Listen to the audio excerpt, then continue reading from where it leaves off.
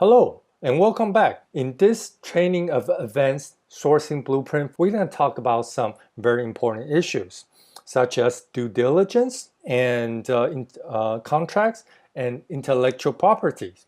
So it goes without saying that many people are concerned about working with China, mainly because they are afraid of getting their stuff copied or finding the wrong supplier. So I feel that there isn't enough information out there in the market that actually take people through a step-by-step training that will actually show people how to do due diligence properly and to do it legally.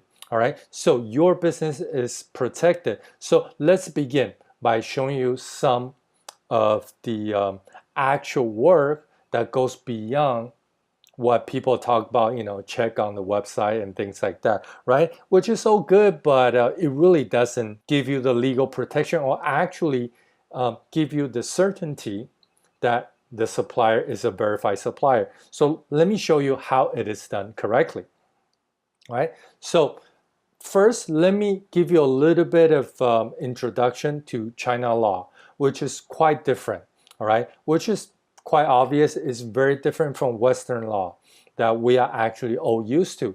China operates completely different, and it is a country, although pretty old culture, pretty old country, but the communist country is actually only in place for the last 60 some years. So it is quite young, right? Everything started from scratch and some 60 plus years ago. Okay, so it is constantly changing, and you have to consistently pay attention to what's going on. They are trying to make it more and more friendly to attract more foreign investors. But however, having said that, there's still a lot of things that need to be fixed. Okay, so in order for you to protect your business properly, you need to have everything documented and everything signed in contracts. Okay, and because of Chinese core of law, it still doesn't operate with any other language. Now, it could be for the nationalism, which is very strong in China, by the way. Country come first, right? And then family second, and you as a person third. Okay, so that's kind of the way people have been taught in school and in China. So due to that nationalism or something, I don't know. But English it doesn't really work in China other than business, right? When you're dealing with the government, everything has to be in Chinese. Okay, so make sure that whatever you do is in dual language. Okay, or you can have it notified, not notified, but notarized. Okay, but it also has to be translated into Chinese, and notarization only is done through attorney or court of law. All right, and make sure it's that you understand that in Chinese court of law, most of the cases are done by arbitration. Okay, so that means whoever judge gets appointed to your case, that one person is probably most likely gonna make all the decision. So you are going to have make sure to have all the document, right? Even the little minutest detail presented to the court of law, right? Now, obviously, we don't ever want to get into that situation. So let's talk about how to protect your investment in China. So there are 5 keys, very important for you to protect your investments in China. And the first thing is you must perform a factory audit. Okay, every single time that you start working with a new supplier, or even if you have a supplier already but you have never done it, okay, it is highly recommended that you perform a factory audit. Okay, the next thing is you gotta have inventory quality control.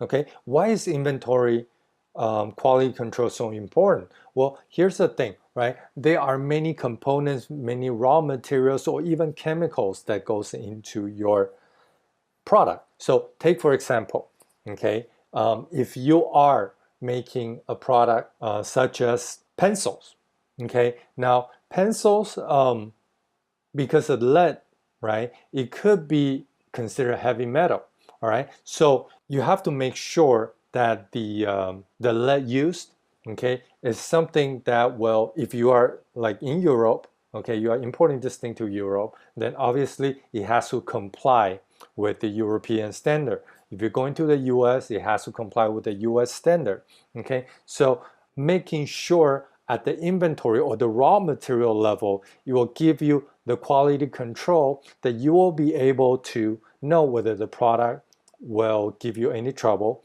or will you getting into any trouble with your local government right before the product gets produced, right? So you don't have to worry, okay? And the next thing is quality manual. Now, many people, when they work with supplier, they don't check on quality manual, okay? And what quality manual is really is for you to find out whether this company has a quality process in place and whether their their employee are following the quality manual when they're producing the product. This is something that you can ask them for, okay? And for the best suppliers, for the qualified supplier that will consistently produce high quality products, they will always have a quality manual, all right? And the next thing is you have to request a third-party inspection. This will allow you to have someone to go into their factories and really, be kind of like your eyes on the factory and be able to tell you, right, inspect the factory and know that, okay, the products are made to your specification and that will be delivered according to how you want it, all right? And don't ever make this thing, don't let the factory tell you, yeah, don't worry, they have their own quality control personnel and things like that, because, that's kind of judging. You have the judge, you have the referee and the player, right, all on the same team, right? Then your chance of succeeding becomes very low. Okay, and the next thing is make sure that you have binding contract, right? Contract that you can pin them down, right, in case anything shall happen. Okay, and hopefully nothing will ever happen, but this is something that you need to have in order to protect yourself. Okay, so factory survey. Now, when do you need to do a factory survey? Well, you want to do a factory survey before you send them any kind of payment. Okay, it's very simple. Okay, you want to find out whether the factory is a dabbler or a professional factory. Dabbler are people like, okay, maybe they they manage 10,000 whatever, like a huge amount of different products, and you can see, well, okay, now here they have toys, then they are doing fashion, and they are doing something, complete unrelated industry, right? And you can tell that most people, like, who do that are basically trading companies. Okay, and nothing wrong with working with trading companies, but the fact is, with trading company, you have some limitations. Sometimes they might be able to buy something, at a liquidation, right, and they sell it to you, and you acquire that product, you get a great price or something like that. You sell them, but unfortunately, you will not be able to ever get that product again. Then there goes your business. So be careful with that, right? So you want to find out whether they're a dabbler or whether they are professional, and really depending on your needs. Okay, some people like to sell on liquidation, one shot kind of deal, then that might be perfect for you. Okay, or but if you are serious or you are doing this thing for a long term, then you want to make sure that you stay away from those kind of suppliers. Okay, and next thing that you'll be able to find out doing a factory survey is you will learn about their inventory control process. Okay, some of the I can tell you how many times I have seen people get burned because their factory decide to, change a raw material, for example, like a glue, right, or the compound of a plastic or something like that, and everything was going fine, on the first, second shipment, but the factory decided to cost down, okay, and they change the raw material, and if you don't know that ahead of the time, okay, and you don't put that into contract, then you are screwed, okay, because on the surface they might look exactly the same, okay, and you also want to use factory survey to learn about the production line, to find out whether they are professional, okay, and lastly,